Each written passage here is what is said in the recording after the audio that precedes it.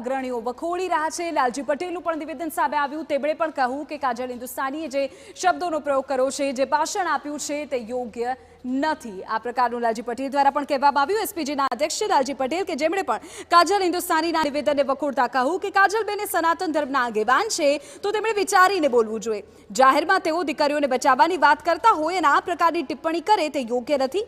લાલજી પટેલે કહ્યું કે સમગ્ર પાટીદાર સમાજ કાજલ હિન્દુસ્તાનીના નિવેદનની ટીકા કરે છે અને આગામી સમયમાં જ્યાં પણ કાજલબેનનો કાર્યક્રમ હશે ત્યાં વિરોધ કરવામાં આવશે।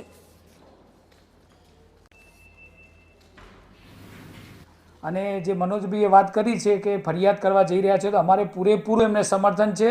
અને આ બેનને ખબર પડવી જોઈએ કે જ્યારે જાહેર મંચ ઉપરથી આપણે જે બોલી રહ્યા છીએ એનું ભાન આવવું જોઈએ। કોઈ પર્ટિક્યુલર સમાજની આવી વાત કરવાની અમે નિંદા કરીએ છીએ અને આવનારા સમયની અંદર બેન જો પણ કાર્યક્રમ કરશે એમનો સખતમાં સખત અમે વિરોધ કરીશું। તો લાલજી પટેલે પણ કહ્યું છે કે કાજલ હિન્દુસ્તાનીના દરેક કાર્યક્રમનો વિરોધ કરવામાં આવશે। આવી ટિપ્પણી સમાજ વખોડે છે તેવું પણ તેમના તરફથી નિવેદન આપવામાં આવ્યું। તો અલગ અલગ પાટીદાર અગ્રણીઓ તરફથી આ પ્રકારની પ્રતિક્રિયા સામે આવી રહી છે અને તેમણે કાજલ હિન્દુસ્તાનીના નિવેદનને વખોડ્યું છે।